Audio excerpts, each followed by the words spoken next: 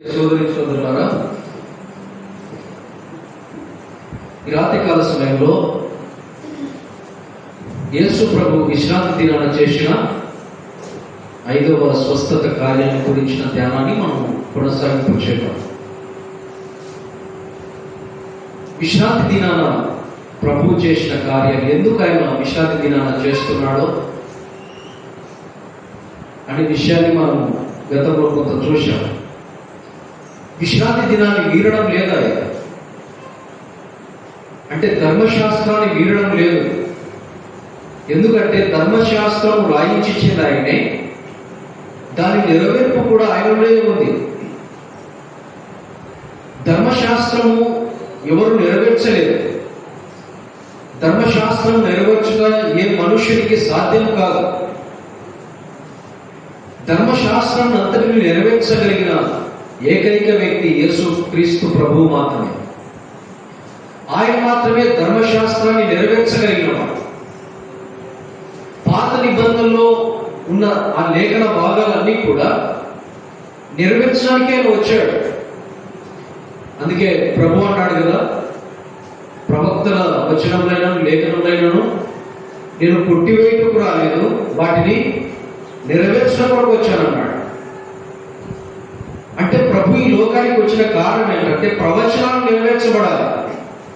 ఆయన గురించి ముందుగా చాలా రాయబడ్డాయి. కన్యక గర్భమందు జన్మిస్తాడని, పరిశుద్ధంగా జీవిస్తాడని, అంటే మానవాళి పాపము కొరకు శిక్ష అనుభవిస్తాడని, ఆయన చనిపోతాడని, సమాధి చేయబడతాడని, తిరిగి 3వ దినాన పునరుద్ధరణ వేస్తాడని, పరలోకానికి ఆరోహణం అవుతాడని, తండ్రి కుడిపార్శ్వంలో కూర్చుంటాడని, రాజ్యాన్ని స్థాపిస్తాడని చాలా ప్రవచన లేఖనాలు యేసు ప్రభువు గురించి ముందుగానే రాయబడ్డాయి. యేసు ప్రభు పునరుద్ధరణ లేచిన తర్వాత ఆయన స్పష్టంగా చెప్పాడు, శిష్యులతో అన్నాడు, నన్ను గూర్చి ధర్మశాస్త్రంలోను ప్రవక్తల గ్రంథంలోను కీర్తనలను నన్ను గురించి రాయబడినవన్నీ నెరవేరవలసి ఉన్నాయి కాబట్టి నేను వచ్చానన్నాడు.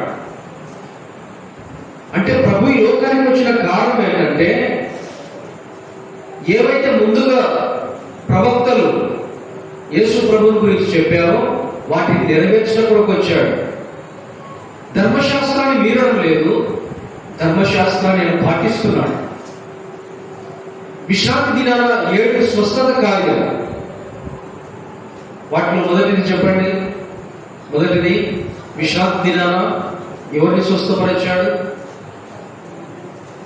అపవిత్రాత్మ పట్టిన వారిని. ఎక్కడ బాగుపరిచాడు? సమాజ మందిరంలో బోధిస్తుండగా అపవిత్రాత్మ పట్టినవాడు వారిని బాగుపరిచాడు. రెండవ కార్యం, నడుమొంగిన స్త్రీ. ఆమె కూడా ఎక్కడ ఉంది? విశ్రాంతి దినాన సమాజ మందిరంలోనే ఉంది. ప్రభు వాక్యము చెప్తుండగా, బోధ చేస్తుండగా నడుమొంగిన స్త్రీ కదా, చాలా సంవత్సరాలు. ఎన్ని సంవత్సరాలు అండి? 18 ఏళ్ళు ఉన్నాడు. దురాత్మ వెన్నెముక మీద ప్రభావము చూపిస్తూ నెమ్మది లేని స్థితి, నడుమొంగిన స్థితి. అయితే యేసు ప్రభు ఆమె దగ్గరికి వెళ్ళి బాగుపరిచాడు. అది రెండవ కార్యం. ఎక్కడ చేశాడు ఈ కార్యాన్ని? సమాజ మందిరంలోనే చేశాడు. మూడవది, ఊచ చేయగల వాడిని బాగుపరిచాడు. ఎక్కడ బాగుపరిచాడు?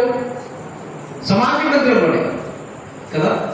సమాజ మందిరం 3 కార్యాలు మనం చూసాం. అపవిత్రాత్మ పట్టిన వాడిని, నడుముంగిన స్త్రీని, ఊచ చేయగలవాడు.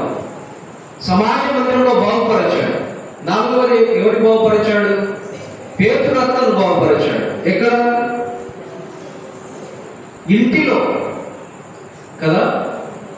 పేతురత్త బాధపడుతుండగా పేతురత్త ఇంట్లో ఆయన బాగుపరిచాడు. ఇంటిలోనికి వెళ్ళి ఆయన బాగుపరిచాడు. 4 కార్యాలు మనం చూసాం. 5వది కూడా ప్రభు ఇంట్లోనే చేస్తున్నాడు. ఇది కూడా విశ్రాంతి దినమే. లూకాసు వార్త 14వ అధ్యాయం 1వ వచనం నుండి మనం చదవాలి. లూకాసు వార్త 14వ అధ్యాయం 1 నుండి. విశ్రాంతి దినమున ఆయన భోజనము చేయుటకు పరిసయ్యుల అధికారులలో ఒకరి ఇంటికి వెళ్ళినప్పుడు ఆయన ఏమి చేయును అని వారు ఆయనను కనిపెట్టుచుండేది. ఇది కూడా ఏ దినం? విశ్రాంతి దినం. విశ్రాంతి దినమున అధికారుల ఇంటిలో ఒకరి ఇంట్లోనికి వెళ్ళాడు. అధికారుల వారి ఇంటిలో, అంటే అధికారి అని రాయబడింది ఇక్కడ. సరే, అది పరిసయ్యుల అధికారులలో ఒకరింటికి, పరిసయ్యుల అధికారులలో ఒకరింటికి వెళ్ళాడు. ఏ సమయం ఇది? ఎప్పుడు వెళ్ళాడు? విశ్రాంతి దినమున. అది మనం గమనించాలి. విశ్రాంతి దినమున వెళ్ళాడు. సరే, మార్కు సువార్తలో చూడండి. మార్కు సువార్తలో ఒక మాట మనం చదవాలి. మార్కు సువార్త 6వ అధ్యాయం 2వ వచనం. మార్కు సువార్త 6వ అధ్యాయం 2వ వచనం. విశ్రాంతి దినం వచ్చినప్పుడు ఆయన సమాజ మందిరంలో బోధింపు ప్రారంభించాను. అనేకులు ఆయన బోధ విని ఆశ్చర్యపడి, ఈ సంగతులు ఇతనికి ఎక్కడి నుండి వచ్చాను? ఇతనికి ఇవ్వబడిన జ్ఞానం ఎట్టిది? ఇతని చేతుల వలన ఇట్టి అద్భుతములు చేయబడుతున్నవి ఇదేమి? చూడండి, విశ్రాంతి దినమున ప్రభువు చేసిన కార్యాలను బట్టి చాలా మంది ఆశ్చర్యపడిపోయారు. వారికి అర్థం కావడం లేదు. అయితే ఈ వచనాలని మనం చదువుతుండగా ప్రభు చేసే కార్యాలు చూస్తున్నారు, కానీ ఆయన నిరాకరిస్తున్నారు. ఎంత విచారకరమైన సంగతి ఇది. విశ్రాంతి దినాన ప్రభు చేస్తున్న కార్యాలు అన్ని రాయబడ్డాయి అక్కడ. మార్కు సువార్త 6వ అధ్యాయం 2వ వచనంలో ఆయన బోధ సమాజ మందిరంలో ఆరంభించాను. వాక్యం విన్నవారు ఆశ్చర్యపడ్డారు. కారణం ఏంటంటే, ఎందుకు ఆశ్చర్యపడుతున్నారంటే, ఇతనికి ఎక్కడ నుండి ఈ సంగతులు వచ్చాను? విశ్రాంతి దినాన ప్రభువు వాక్యము బోధిస్తుండగా, సమాజ మందిరంలో బోధిస్తుండగా ఆశ్చర్యపడిపోయారు ప్రజలు, పరిసయ్యులు, శాస్త్రులు, ధర్మశాస్త్రోపదేశకులు ఆశ్చర్యపడిపోయారు. కారణం ఏంటంటే, ఇన్ని సంగతులు ఎక్కడి నుండి వస్తున్నాయి? వారికి అర్థం కాలేదు. ఎక్కడి నుండి వస్తున్నాయి? పరలోకం నుండి. అంటే ప్రభు ఏదైతే తండ్రి దగ్గర విన్నాడో ఆ సంగతులన్నీ ప్రతి విషయంలో కూడా తండ్రిని మహిమపరిచాడు ఆయన, దేవుని మహిమపరిచాడు ఆయన. ఇన్ని సంగతులు ఆత్మచేత అంటే పరిశుద్ధాత్మ దేవుడు తనలో ఉన్నాడు. అంత మాత్రమే కాదు, పరలోకం నుండి వచ్చిన సంగతులు ఇవి. వారు అంగీకరించాల్సిన అవసరం ఉండింది. వారు అంగీకరించుంటే బాగుండేది. చాలా సంగతులు, ఎవరికి తెలియని సంగతులు. ఆయన బోధ శాస్త్రం, పరిచయం వంటి బోధ కాదు. ఆయన బోధలో అధికారం ఉంది. ఎందుకంటే పరలోకం నుండి దిగి వచ్చిన వాడు, పరలోకం నుండి విన్న సంగతులు ప్రభు వారికి బోధిస్తున్నాడు కాబట్టి. సరే, రెండవది అన్నారు, ఇతనికి ఇట్టి జ్ఞానం ఎక్కడి నుండి వస్తుంది? ఎక్కడి నుండి వస్తుంది జ్ఞానం? సంగతులు పరలోకంలో దేవుడు తెలియజేశాడు. జ్ఞానం ఎక్కడి నుండి వస్తుంది? అసలు జ్ఞానం ఇచ్చేదే ఆయన. పాత నిబంధనలో జ్ఞానమంతులు ఎవరండి? పాత నిబంధనలో జ్ఞానం అంటే ఎవరు గుర్తొస్తారు మనకు? సొలొమోను మహాజ్ఞాని, మంచి జ్ఞానం కలిగిన వాడు. తన రాజ్య పరిపాలన అంతా కూడా తన జ్ఞానం చేత మంచి పాలన చేశాడు, యుద్ధము లేకుండా. తన జ్ఞానం దేవుడు ఏమడిగాడు? సొలొమోను ఐశ్వర్యం అడగలేదు, ధనాన్ని అడగలేదు, అధికారాన్ని అడగలేదు. మరి ఏమడిగాడు సొలొమోను? ప్రభువా, వివేకము, జ్ఞానము నాకు అన్నాడు. జ్ఞానముతో పాటు దేవుడు సమస్తం ఇచ్చాడు. సరే, కొత్త నిబంధనలో యేసు ప్రభు మాట్లాడుతూ సొలొమోను కంటే గొప్పవాడు మీ మధ్య ఉన్నాడు అన్నాడు. సొలొమోను కంటే గొప్పవాడంటే సొలొమోనుకు జ్ఞానం ఇచ్చింది ఆయన. సొలొమోనుకు జ్ఞానం ఇచ్చింది ఆయన. సొలొమోను కంటే గొప్పవాడంటే సొలొమోను జీవితం వేరు, యేసు ప్రభు జీవితం వేరు. సొలొమోను పోల్చబడుతుంది ఒక జ్ఞాన విషయమై. మిగిలిన ఏ విషయంలో కూడా యేసు ప్రభుకు పోలిక లేదు. సొలొమోను కంటే గొప్పవాడంటే జ్ఞాన విషయంలో సొలొమోను కంటే గొప్పవాడాలి. వారు ఆశ్చర్యపడిపోయారు. ఆయన బోధ వింటూ, విశ్రాంతి దినాన్ని బోధ వింటూ ఆశ్చర్యపడిపోయారు. ఎక్కడి నుండి వస్తున్నాయి ఈ సంగతులు అంటే పరలోకం నుండి వస్తున్నాయి. ఎక్కడి నుండి వస్తుంది నాకు జ్ఞానం అంటే అసలు జ్ఞానమే ఆయన ఇచ్చేది జ్ఞానం. అందుకే పత్రికలో మనం చదువుతాం కదా, బుద్ధి జ్ఞానములు సర్వ సంపదలు ఆయన ఎవరి యందు? యేసు ప్రభువునందు ఉత్తములై ఉన్నవి. యాకోబు పత్రికలో మనం చదువుతాం కదా, మీలో ఎవరికైనా జ్ఞానము కొదువైంది కదా వాడు నన్ను అడగలేదు. ఎవరికైనా జ్ఞానం ఇస్తాడు ఆయన. జ్ఞానం ఇచ్చేవాడు కదా, జ్ఞానాన్ని దారుణంగా ఇచ్చేవాడు ఆయన. బుద్ధి జ్ఞానము సర్వ సంపదలు ఆయన యందు ఉన్నాయి. మార్కు సువార్త 6వ అధ్యాయంలో 2వ వచనంలో ఇతనికి ఈ సంగతులు ఎక్కడి నుండి వచ్చను, ఇతనికి ఇవ్వబడిన జ్ఞానం పెట్టింది. అక్కడే 3వ అన్నారు, ఇతని చేతుల వలన ఇట్టి అద్భుతములు చేయబడుచున్నవి. ఇది ఏమి? ఇప్పుడు 3వది చెప్పండి. 3వది ఆయన చేతులు. ఆయన చేతులు స్వస్థపరిచేవి. అక్కడ రాకున్నమాట, ఇతని చేతులతో ఇన్ని అద్భుతాలు ఇలాగ చేస్తున్నాడు.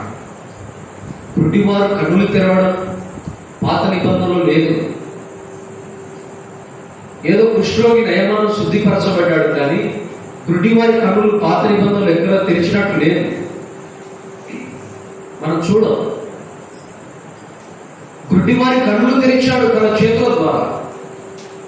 ఇది ఎవరికి సాధ్యం కాలేదు. కుష్ఠరోగులను తన మాట ద్వారా స్వస్థపరుస్తున్నాడు. మూగవారిని, కుంటివారిని, అంగహీనులను, సమస్త రోగముల చేత పీడింపబడుతున్న వారిని బలపరుస్తున్నాడు ఆయన తన చేతుల ద్వారా.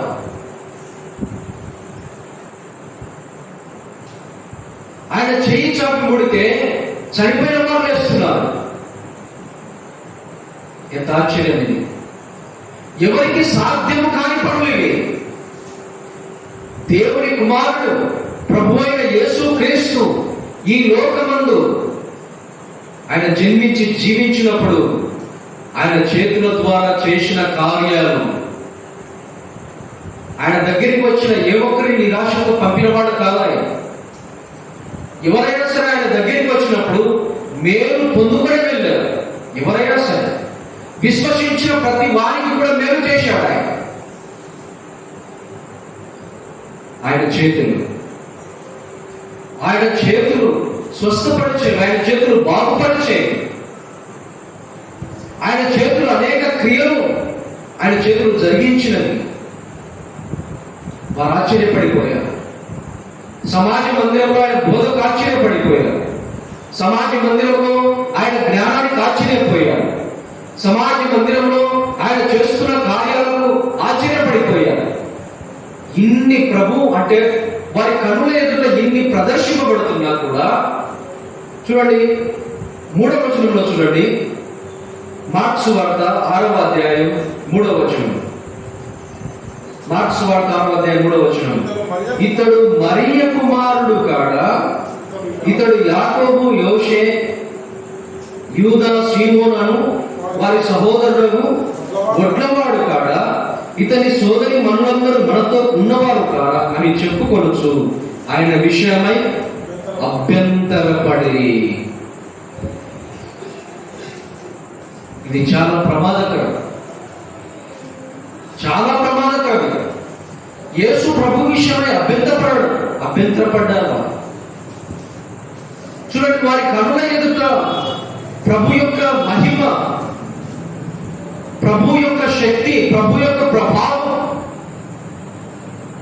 ప్రభు యొక్క అధికారం వారి కన్నుల ఎదుట ప్రదర్శింపబడుతున్నా యేసు ప్రభువును నిరాకరించారు. ఇతడు వడ్లవాడు కాడా? వడ్డకి పనిచేసేవాడు కాడా? ఇతడు మరియ కుమారుడు కాడా? ఇతని సోదరి మనులు, ఇతని సోదరులు మనతో ఉన్నవారు కాదా? నిరాకరించబడ్డాడు. ఆయన విషయంలో అభ్యంతరపడ్డారు. వినండి, యేసు ప్రభు విషయమై అభ్యంతరపడిన వాడు ఎవడైనా సరే వారి మెడకు తిరగటి రాయి కట్టి వాడు సముద్రంలో పడవేయబడతాడు. ఎందుకు ప్రభు ఈ మాట అన్నాడంటే, మెడకు రాయి కట్టి పడవేస్తే వాడు తప్పించుకోలేడు కదా దాని నుండి. యేసు ప్రభు విషయమై అభ్యంతరపడకూడదు, యేసు ప్రభువును నిరాకరించకూడదు. ఎందుకంటే ఆయన దేవుని కుమారుడు, దేవుని స్వరూపం కలిగిన వాడు, దేవుని తేజస్సు కలిగిన వాడు, దేవుని శక్తి కలిగిన వాడు. ఒక మాటలో చెప్పాలంటే ఆయనే నిజమైన దేవుడు. ఈ మాటను బట్టి దేవుడు కూడా సంతోషిస్తాడు. యేసు ప్రభువే నిజమైన లోక రక్షకుడని, యేసు ప్రభువే నిజమైన దేవుడు అంటే దేవునికి కూడా సంతోషం. తండ్రి అయిన దేవునికి సంతోషం ఈ మాట. ఎందుకంటే కుమారుడిని గణపరిచినప్పుడు, కుమారుడిని హెచ్చించినప్పుడు తండ్రి సంతోషపడతాడు. తండ్రి అయిన దేవుని చిత్తం ఇదే. అందుకే ఫిలిప్పీ పత్రికలో మనం చదువుతాం, యేసు ప్రభువుకు ఏమి ఇచ్చాడు దేవుడు అంటే అన్ని నామముల కన్నా పైనామం ఇచ్చాడు. దేవుడు ఈ విషయమై సంతోషపడతాడు. మనం దాటి వెళ్దాం. విశ్రాంతి దినాన యేసు ప్రభు అది పరిచయ అధికారులు ఒకరింటికి వెళ్ళాడు. ఒకరి ఇంటికి వెళ్తే అక్కడ చూడండి జరిగిన సందర్భం. లూకా సువార్త 14వ అధ్యాయం మొదటి వచనంలో, విశ్రాంతి దినమున ఆయన భోజనం చేయటకు పరిచయులలో అధికారులు ఒకరి ఇంటికి వెళ్ళినప్పుడు ఆయన ఏమి చేయను అని వారు కనిపెట్టుచుండేవి. మనం అంటే గతంలో చూశాం. అంటే ప్రభు ఎక్కడికి వెళ్ళినా 3 జనసమూహాల్లో 3 గుంపులు ఉండేవారు. ఒకటి ఎవరంటే ఆయన ఏమైనా చేస్తే ఆయన మీద నేరం మోపాలని. ప్రభు ఏదైనా కార్యం చేశాడు అనుకోండి, ప్రభు ఎవరైనా స్వస్థపరిచాడు అనుకోండి, ప్రభు ఏదైనా మేలు చేశాడు అనుకోండి, ఆయన ప్రశ్నించడానికి, ఆయన మీద నేరం మోపడానికి కొంతమంది వచ్చేవారు. సరే, ఇంకా ఎవరు వచ్చేవారంటే ఏదైనా స్వస్థత పొందుకోవాలని కొంతమంది వచ్చేవారు. ఇంకా కొంతమంది విశ్వాసము చేత దేవుని మాటలు విని ధన్యులు కావడానికి కొంతమంది వచ్చేవారు. మెట్టుకు ఇక్కడ ఆయన మీద అంటే నేరం మోపాలని, ఆయన ఏం చేస్తాడని కనిపెట్టుకుని ఉన్నారు. ఆయన ఏమి చేస్తాడని వారు ఆయనను కనిపెట్టారు. లూకా సువార్త 14వ అధ్యాయం 2వ వచనంలో చూడండి, అప్పుడు జలోదర రోగము గల ఒకడు ఆయన ఎదుట ఉండేడు. ఇది ఎక్కడ చేస్తున్నాడు ఈ కార్యం అంటే, ఎక్కడ చేస్తున్నాడు? ఒక ఇంటిలో, పరిచయుని ఇంటిలో. ఏ దినం ఇది? విశ్రాంతి దినం. విశ్రాంతి దినాన పరిచయులలో ఒకరి ఇంటిలో జలోదర రోగము చేత బాధపడుతున్న వారిని యేసు ప్రభు బాగుపరిచాడు. అసలు జలోదర రోగం అంటే, జలోదర రోగము చేత పడినవాడు. జలోదర రోగం అంటే, జలోదర రోగం అంటే మానవుని శరీర భాగాలు, కడుపు, తర్వాత గుండె, మానవుని శరీర భాగాలన్నీ కూడా నీటి చేత నింపబడి శరీర అవయవాలు లావుగా వాయడం. ఒక మాటలో చెప్పాలంటే శరీరంలో ఉన్న అవయవాలన్నీ కూడా నీళ్ళ చేత నిండి ఉండడమే జలోదర రోగం. ఇది కూడా భయంకరమైనది. మనము చెప్తున్నంత సులువైన రోగము కాదు ఇది. ఎవరైనా కాళ్ళ వాపుల చేత కీళ్ళ వాపుల చేత బాధపడుతున్న వారి దగ్గరికి వెళ్ళండి, వారి బాధ భయంకరమైంది. అంటే చిన్న వాపులకి మనము తట్టుకోలేము. కానీ ఈ జలోదర రోగం కలిగిన వాడంటే శరీర అవయవాలు అంటే ఎక్కువ శాతము కడుపు నీళ్లతో నిండి ఉండడం, శరీర భాగాలన్నీ కూడా నీళ్లతో నింపబడి ఉండడం. ఈ రోగం వచ్చిన వాడు కూడా వైద్యుని సంప్రదించాల్సిందే. చాలా తీవ్రమైన రోగం ఇది. జలోదర రోగము చేత పడి ఉన్నాడు. జలోదర రోగము గలవాడిని అంటే ఎక్కడ ఉన్నాడు? ఆ జలోదర రోగం గలవాడు అంటే ప్రభువు ఎదుట ఉన్నాడు. ప్రభువు ఎదుట ఉన్నాడు. వినండి, ప్రభువు ఎదుట ఎవరైనా అంటే శ్రమలో ఉన్నా, ఇబ్బందిలో ఉన్నా, రోగంతో ఉన్నా, సమస్యలో ఉన్నా ప్రభువు చూడలేడు. ప్రభువు ఖచ్చితంగా స్వస్థపరుస్తాడు. ఆయన ఎదుట ఉంటే చాలు, ఆయనకు కనబడితే చాలు. చాలాసార్లు మనం ఎందుకు అంటే దేవుడి నుండి ఆశీర్వాదాలు, దీవెనలు, మేలు పొందుకోలేకుంటున్నామంటే ఆయన ఎదుట మనం కనబడటం లేదు కాబట్టి. ఆయన ఎదుట ఉంటేనే మనకు మేలు, ఆయన ఎదుట ఉంటేనే మనకు క్షేమం, ఆయన ఎదుట ఉంటేనే మనకు ఆశీర్వాదము, దీవెనలు. ఈ జలోదర రోగం కలిగిన వాడు చూడండి ఎక్కడ ఉన్నాడు? తన రోగం శుద్ధి కావడానికి, తన మేలు పొందుకోవడానికి ఇంట్లోకి వెళ్ళాడు. తన యేసు ప్రభు ఎదుట ఉన్నాడు. మనం కూడా ప్రభు ఎదుట ఉండాలి. ఏ సమయమైనా, ఏ స్థితి అయినా మనము ప్రభువు ఎదుట ఉండాలి. ప్రభు మనల్ని చూడాలి. ప్రభు మనల్ని చూచినప్పుడు అంటే మన అవసరత ఆయనకు తెలుసు, మన అక్కర ఆయనకు తెలుస్తుంది, మన స్థితి ఆయనకు తెలుస్తుంది. ప్రభు ఎదుట మనం ఉండాలి. జలోదర రోగం కలిగిన వాడు ప్రభు ఎదుట ఉన్నాడు.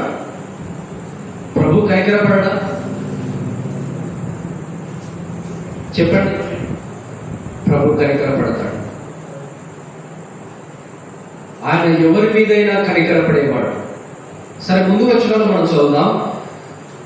2వ వచనంలో, అప్పుడు జలోదర రోగము గలవాడు ఒకడు ఆయన ఎదుట ఉండెను. యేసు విశ్రాంతి దినమున స్వస్థపరచుట న్యాయమా కాదా అని ధర్మశాస్త్రోపదేశకులను, పరిసయ్యులను అడగగా వారు ఊరుకుండిరి. అప్పుడు ఆయన వారిని చేరదీసి స్వస్థపరచి పంపివేసి. ఇక్కడ చూడండి, జలోదర రోగం కలిగిన వాడు యేసు ప్రభు ఎదుట ఉన్నాడు. జలోదర రోగం అంటే మనం చూశాం కదా. ఏంటి జలోదర రోగం అంటే? నీళ్ల చేత శరీర భాగాలు నిండి ఉండడం. దీని గురించిన ధ్యానాన్ని కూడా మనం చేయాలి. అంటే నీళ్లు నింపబడము ద్వారా, నీళ్లు నిండడము ద్వారా ఒక అనారోగ్యం, నిండి ఉండడం. సరే, నిండి ఉండటం గురించి దేవుని గ్రంథంలో కొన్ని విషయాలు మనం చూద్దాం. అంటే వేటి చేత మనం నిండి ఉండాలి, వేటి చేత మనం నిండి ఉండకూడదు. ఆ విషయాలు మనం చూద్దాం. చూడండి, ఒక మాట మనం చూద్దాం. మత్తయి రాసిన సువార్త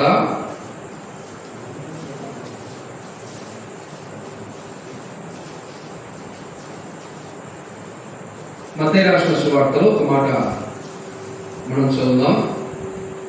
12వ అధ్యాయం, మత్తయి రాసిన సువార్త 12వ అధ్యాయం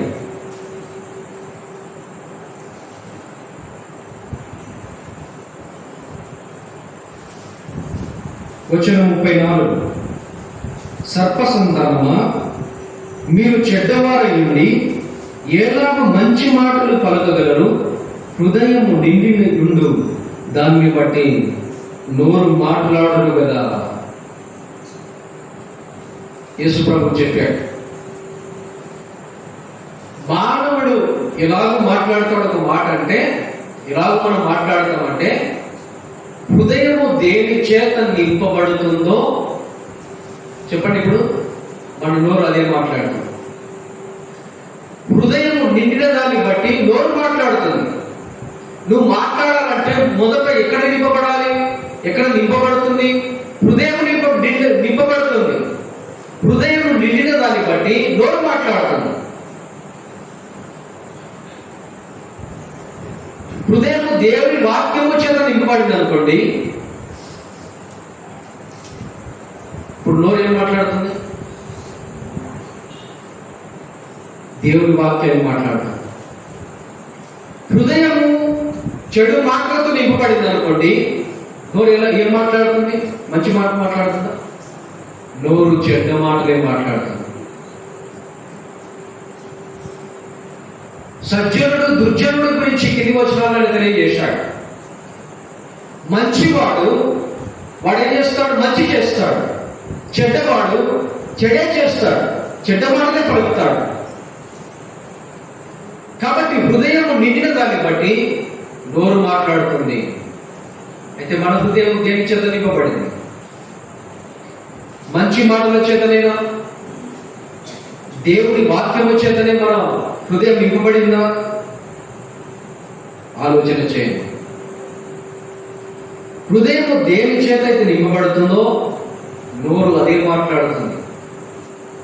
కాబట్టి దేవుని వాక్యం మనం నింపుకోవాలి. సరే, రెండవ సందర్భాన్ని మనం చూద్దాం. మత్తయి సువార్త 23వ అధ్యాయం. మత్తయి రాసిన సువార్త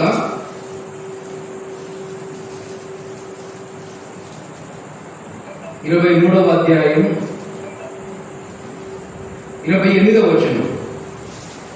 అలాగే మీరు వెలుపల మనుషులు నీతిమంతులుగా కూర్చున్నారు కానీ లోపల వేషధారణతోనూ అక్రమముతోనూ నిండి ఉన్నారు. ఇక్కడ శాస్త్రుల పరిశీలన గురించి ప్రభు మాట్లాడాడు. అంటే వారిని హెచ్చరించాడు. ఆయన ఏ కార్యం చేసినా వారు నిరాకరిస్తున్నప్పుడు ప్రభు అన్నాడు, మీరు సున్నము కొట్టిన సమాధులు అన్నాడు.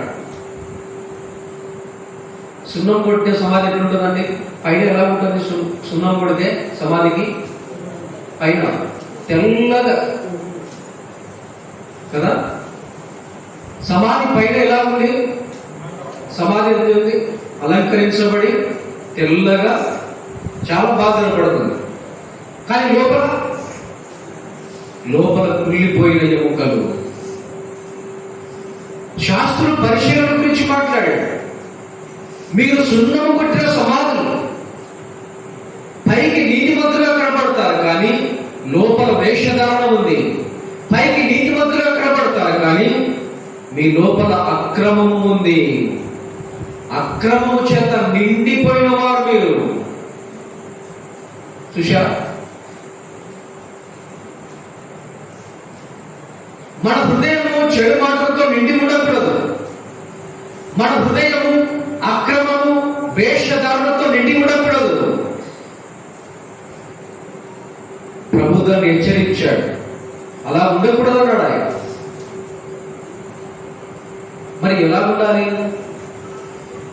మనము వేటి చేత నింపబడాలి? దేని చేత మనం నింపబడాలి? ఒక మాట మనం చూద్దాం. చూడండి, అపోస్తుల కార్యముల గ్రంథం 2వ అధ్యాయం 4వ వచనం. అపోస్తుల కార్యముల గ్రంథం 2వ అధ్యాయం 4వ వచనం. అందరూ పరిశుద్ధాత్మతో నిండిన వారై. చూశారా? పరిశుద్ధాత్మతో నిండిన వారై. తర్వాత ముందధ్యాయంలో కూడా చాలా సందర్భాల్లో మనం చూస్తాం. అపొస్తలుల కార్యం 6వ అధ్యాయంలో వారు నిండుకొనిన వారు మంచి పేరు చేత, జ్ఞానము చేత, 6వ అధ్యాయం 3వ వచనంలో. కాబట్టి సహోదరులారా, ఆత్మతోను జ్ఞానముతోను నిండుకొని మంచి పేరు పొందిన 7 మనుషులను, అంటే సంఘంలో చేర్చబడిన మనము ఆత్మ చేత, జ్ఞానము చేత మనం నిండుకోవాలి. భోజనం పంచిపెట్టుట ఏదో చిన్న విషయం అనుకున్నా కాదు, చిన్న విషయం కాదది.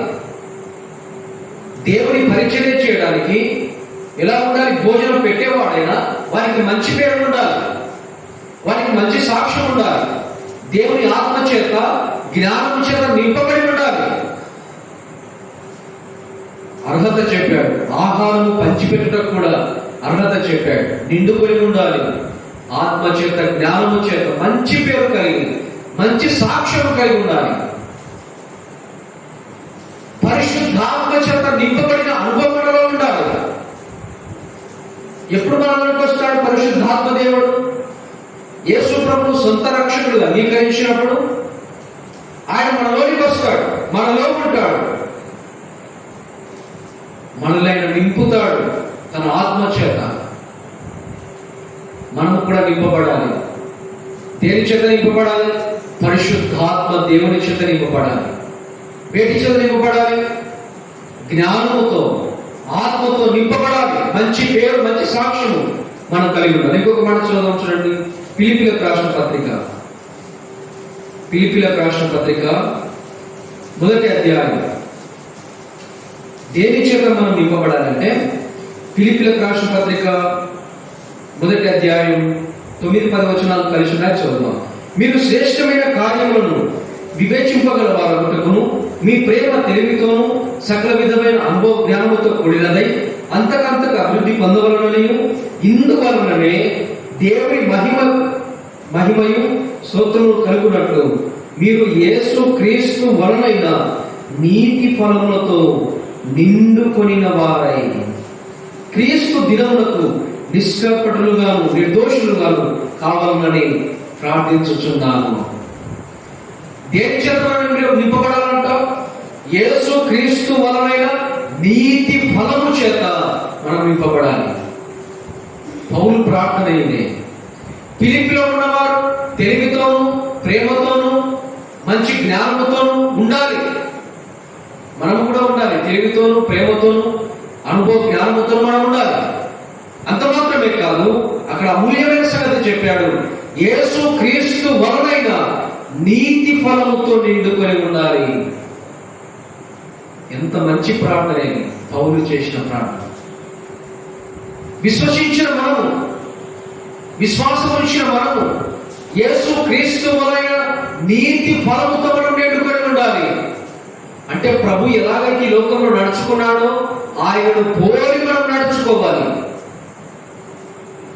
ప్రేమలోనైనా, క్షమించడంలోనైనా, ప్రేమించడంలోనైనా, ఏ విషయంలోనైనా సరే ప్రభువును పోలి నడుచుకొని వారిని మనం ఉండాలి. పౌలు ప్రార్థన గొప్పది. వేటి చేత నింపబడకూడదు? వేషధారణతో, అసూయతో, కపటముతో, చెడ్డ మాటలతో మన హృదయము నింపబడకూడదు. అక్రమముతో మన హృదయం నింపబడకూడదు. మరి దేని చేత నింపబడాలి? పరిశుద్ధాత్మతో నింపబడాలి. తర్వాత ఆత్మతో, జ్ఞానముతో నింపబడాలి. తర్వాత యేసు క్రీస్తు వలనైన నీతి ఫలముతో మనము నిండుకొని ఉండాలి. జలోదర రోగం కలిగిన వాడు, వాని స్థితి మనం చూస్తున్నాం. శరీర అవయవాలని, కడుపుతో సహా శరీర అవయవాలని కూడా నీళ్ళ చేత నింపబడ్డాయి. చాలా తీవ్రమైన అనారోగ్యం. అయితే ఈ జలోదర రోగం గల వాడు యేసు ప్రభు ఎదుట ఉన్నాడు.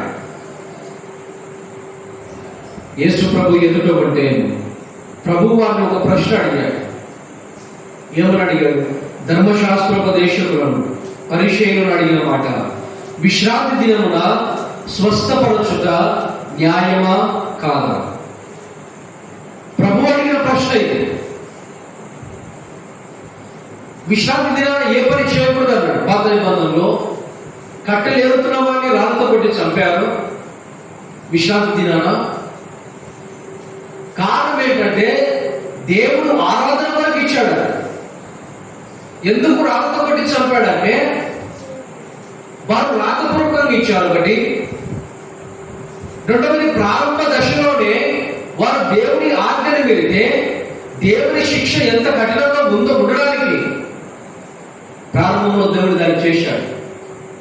అన్యదేశ పిల్లలు కూడా చిన్న అబద్ధం ఆడారు కదా. అపోస్తలుల కార్యముల గ్రంథం ఏం పెద్దగా వారు అనుకున్నారు అంటే తమకున్నంత ఇవ్వాలనుకున్నారు, కానీ కొంత దాచిపెట్టుకొని వచ్చారు, అబద్ధం ఆడారు. ఆ లెక్కన చూస్తే మనం ఎన్ని అబద్ధాలు ఆడించామండి? అరణ్య సంప్రదాయం అబద్ధం ఆడింది చెప్పండి. మనం అబద్ధాలు ఎన్ని ఆడింటాం? కానీ ఎందుకు దేవుడు అంత తీవ్రంగా తీసుకున్నాడంటే సంఘము ప్రారంభ దశలో ఉంది. వీరిని చూసి ఇంకొకరు నేర్చుకుంటారని దేవుడు దాన్ని తీవ్రంగా తీసుకున్నాడు. పరిశుద్ధాత్మను మోసపరిచే విధంగా తీసుకున్నాడు ఆయన, విశ్వసించిన వారే. కానీ అంటే దాని ఫలాన్ని వెంటనే అనుభవించాల్సి వచ్చింది వారు. పేతురు అన్నాడు, పరిశుద్ధాత్మను మీరు అంటే అబద్ధమాడారు. అంటే ప్రారంభ దశలో ఆయన చేస్తాడు, తర్వాత కనికరాన్ని ఆయన చూపుతాడు. ఆజ్ఞ ఎందుకు ఇస్తున్నాడు? పాత నిబంధనలో ఆరాధన కొరకు ఇస్తున్నాడు. విశ్రాంతి దినాన్ని పాటించడం ఎందుకు ఇస్తున్నాడు? ఆయన 6 దినాలు కష్టపడండి, 7వ దినం మీకు విశ్రాంతి దినం. ఈ దినంలో మీరు ఏ పని చేయకుండా ప్రభువును ఆరాధించండి, ఆయన సన్నిధిని మీరు కలిగి ఉండండి.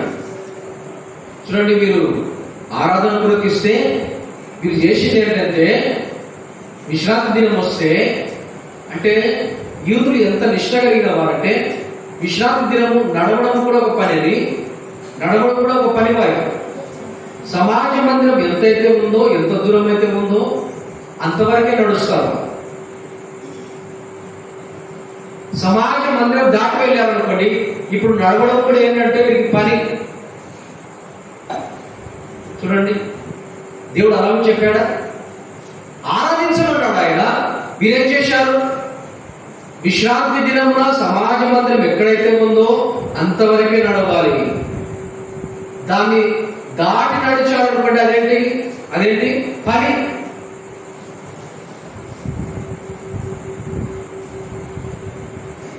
ఇది ఎలా మనం చెప్తామంటే, ప్రభు ఉగ్రత దినం వచ్చినప్పుడు ప్రభు అంటాడు, ఆ దినము చలికాలం అందేనను గర్భిణీ స్త్రీలు పాలించువారు వారికి శ్రమ కలుగుకున్నట్లు విశ్రాంతి దినం అయిందను ఆ దినం రాకుండా ఉండాలని మీరు ప్రార్థన చేయండి అన్నాడు. గర్భిణీ స్త్రీలు ప్రభు దినం వచ్చినప్పుడు పారిపోలేదు, పాలించే తల్లులు పారిపోలేదు, చలికాలం ముందు గడ్డ కట్టిపోతారు.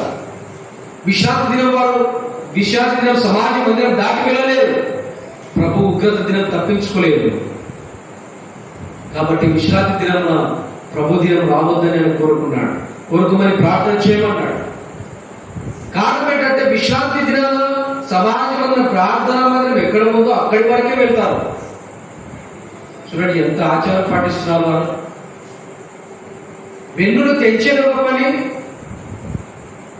దాన్ని పొట్టు తీయడం ఒక పని, అది ఒక పనిగా చేశాం. ఎవడైనా ఒక చెయ్యి విరిగిందనుకోండి, కట్టడం ఒక పని, అది కూడా ఒక పని. దేవుడు ఎందుకు ఇచ్చాడు ఈ విశ్రాంతి దినము? ఆచారం చేయడం కొరక, ఆరాధన చేయడం కొరకు. ఆజ్ఞ కొరకు మనుషుని కాదు కదా, మనిషిని కలిగజేసి ఏదో ఆజ్ఞ అట్లాగా దేవుడు చేసేది. మానవుని క్షేమం కోరి ఆజ్ఞని ఇచ్చాడు ఆయన, అంతే. ప్రభు అంటాడు, విశ్రాంతి దినాన వీరిని స్వస్థపరచడం న్యాయమా కాదు? వారు ఊరుకున్నారు. కింది వచనాల్లో చెప్పాడు చూడండి, 5వ వచనం, లూకాసు వార్త 14వ అధ్యాయం 5వ వచనం. మీలో ఎవని గాడిదైనను ఎంతైనను గుంటలో పడిన కదా విశ్రాంతి దినమని దాన్ని పైకి తీయడా అని వారిని అడిగాను. చూడండి, విశ్రాంతి దినము, ఈ విశ్రాంతి దినాన ఏదైనా ఎద్దైనా గాడిదైనా గుంటలో పడింది అనుకోండి, వాడు తీస్తారు.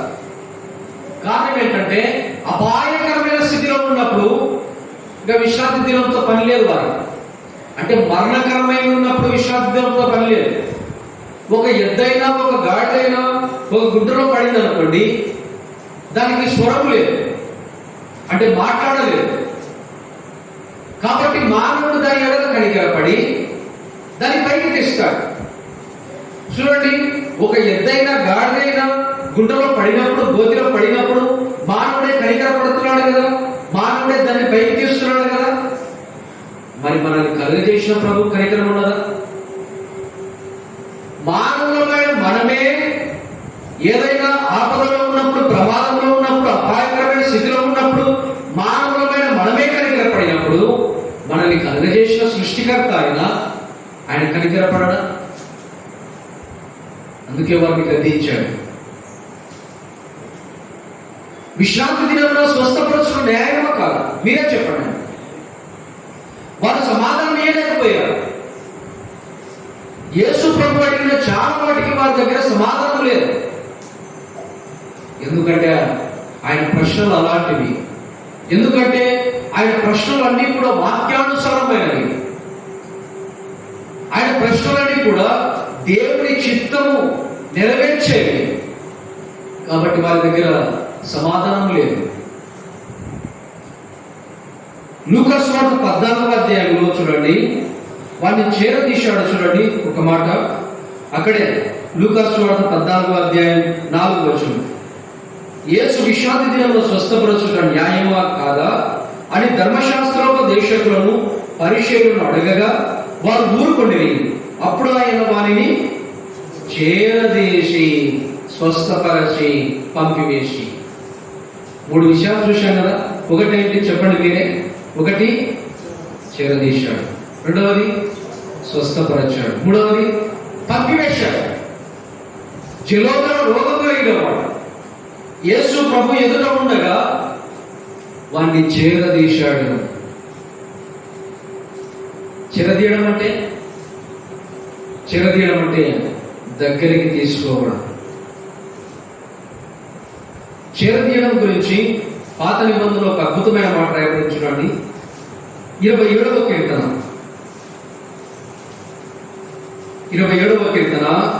10వ వచనం. 27వ కీర్తన 10వ వచనం. నా తల్లిదండ్రులు నన్ను విడిచినను యెహోవా నన్ను చేరదీయును. ఎంత గొప్ప సంగతి ఇది. 27వ కీర్తన 10వ వచనంలో రాయబడిన అద్భుతమైన మాట ఇది. అంటే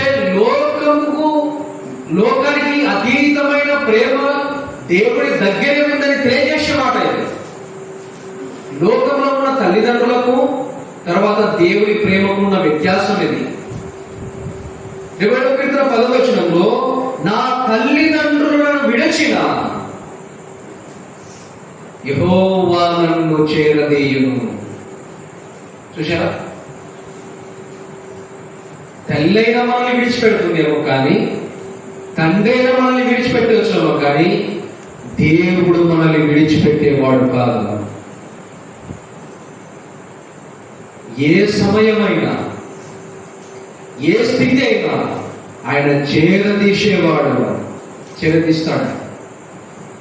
చాలాసార్లు మనం తల్లిదండ్రులు కోల్పోతే నిరాశపడతాం, కానీ చేరదీసే ప్రభువు ఉన్నాడు.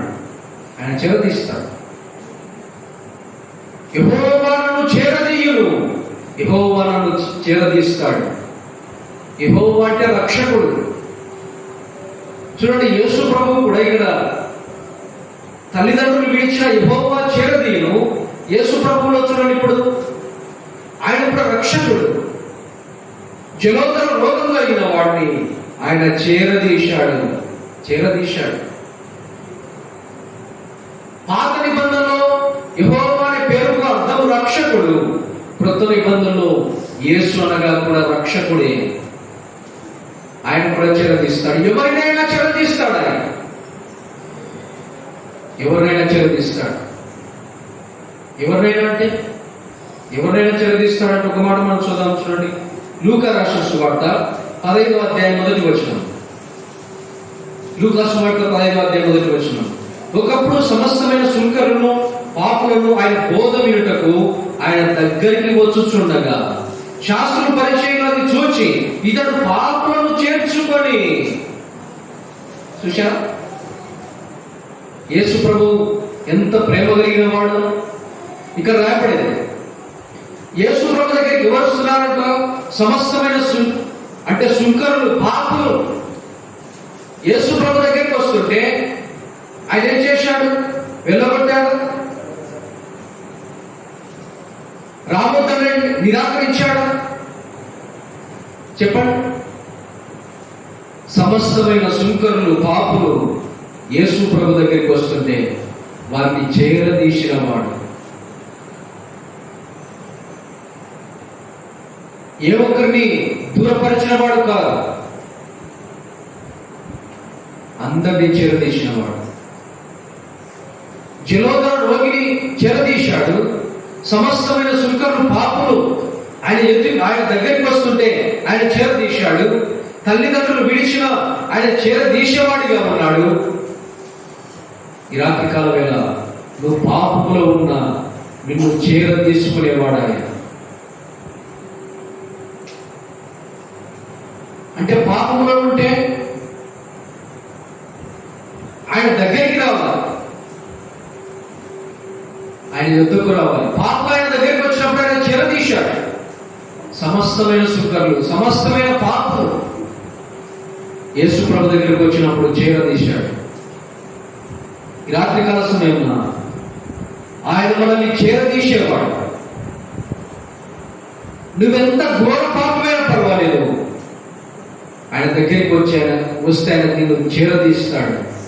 ఆయన నిన్ను చేర్చుకుంటాడు, నిన్ను తృణీకరించాడు.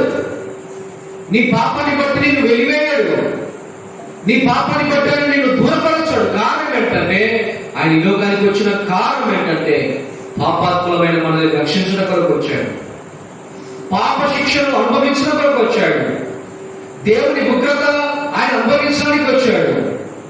మన పాపానికి రావాల్సిన శిక్ష శిలువ మ్రాన్నందు అనుభవించడం కొరకు వచ్చాడు. యేసు ప్రభు ఈ లోకానికి వచ్చిన కారణం మన పాపముల కొరకు మృతి పొందాడు, లేఖనముల ప్రకారం మృతి పొందాడు, సమాధి చేయబడ్డాడు, తిరిగి 3వ దినాన ఆయన పునరుద్ధరణ లేచాడు. ప్రభునందు ప్రియులారా, ఎంత ఘోర పాపమైనా పర్వాలేదు, ప్రభు దగ్గరికి నువ్వు రావాలి.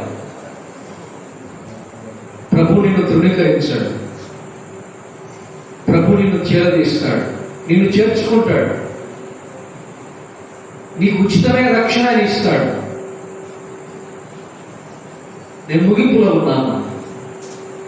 యేసు ప్రభు చేసిన ఎన్నో కార్యం ఇది? ఐదవ కార్యం.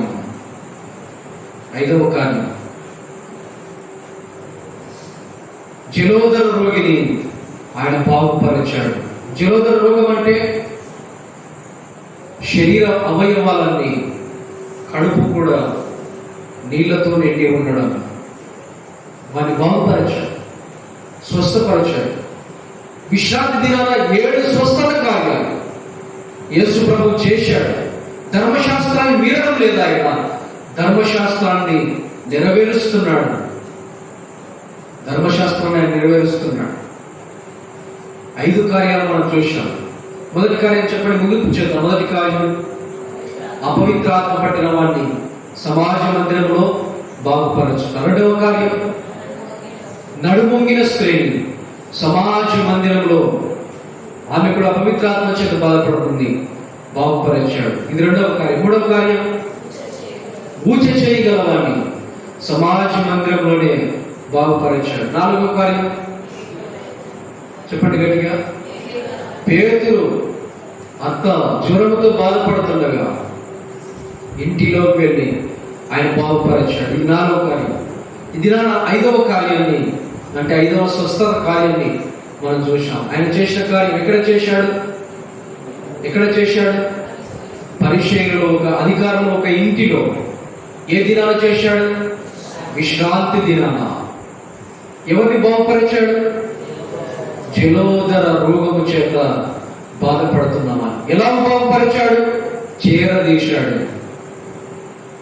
చేరదీసి పేతురు అత్త విషయంలో మనం చూశాం కదా, ఆమె చెంత నిలువబడి అనే మాట మనం చూశాం కదా. అంటే ఆమెకు సమీపంగా ఆమె చెంత నిలబడి జ్వరాన్ని గద్దించాడు. అది పేతురు అత్త విషయంలో మనం చూశాం. ఇప్పుడు జలోదర రోగి విషయంలో ఏం చేశాడు? ఆయన ఏం చేశాడు? వాడిని చేరదీశాడు. కాబట్టి ప్రభు ఎవరైనా చేరదీస్తాడు. పాపంలో ఉన్నావా? అయితే ఆయన దగ్గరికి వస్తే నిన్ను కూడా చేరదీస్తాడు, నిన్ను తృణీకరించాడు. కాబట్టి సమయం ఇవ్వబడుతుండగానే, అవకాశం ఇవ్వబడుతుండగానే యేసు ప్రభువును సొంత రక్షకుడిని అంగీకరించి ఉచితమైన రక్షణ, ఉచితమైన పరలోకాన్ని పొందుకోవాలని ప్రేమతో మనం చేసి వాక్య సందేశాన్ని ముగిస్తున్నాను. దేవుడి లేఖన భాగాలు ఆయన మన వెనుకలో దీవించి ఆశీర్వదించుగా. ప్రార్థన చేద్దాం. పరిశుద్ధుల ప్రేమ కలిగిన తండ్రి, కృపగల దేవ, దయగలిగిన మా తండ్రి, ప్రేమ నమ్మకం కలిగిన మా ప్రేమ పరలోకపు తండ్రి, నీ ఘనమైన శ్రేష్టమైన నామాన్ని బట్టి నేటి రాత్రికాలంలో స్తుతులు స్తోత్రములు చెల్లిస్తున్నాం. ప్రభువా, మీరు చేసిన ప్రతి మేలు ఉపకారంపై స్తుతిస్తున్నాం. ప్రత్యేకంగా ఈ రాత్రికాల సమయంలో నీ సన్నిధిని ప్రేమించి రాగలిగిన ప్రతి ఒక్కరిని దీవించండి, ఆశీర్వదించండి. ప్రభువా, వారి అవసరతలు మీరు ఎరిగిన దేవుడు, ప్రతిదీ మేలుపై సమస్తము సమకూర్చి జరిగించండి. ఇంకా రావలేక ఆగిపోయిన వారిని కటాక్షించండి. మరొక అవకాశాన్ని మీరు అనుగ్రహించండి.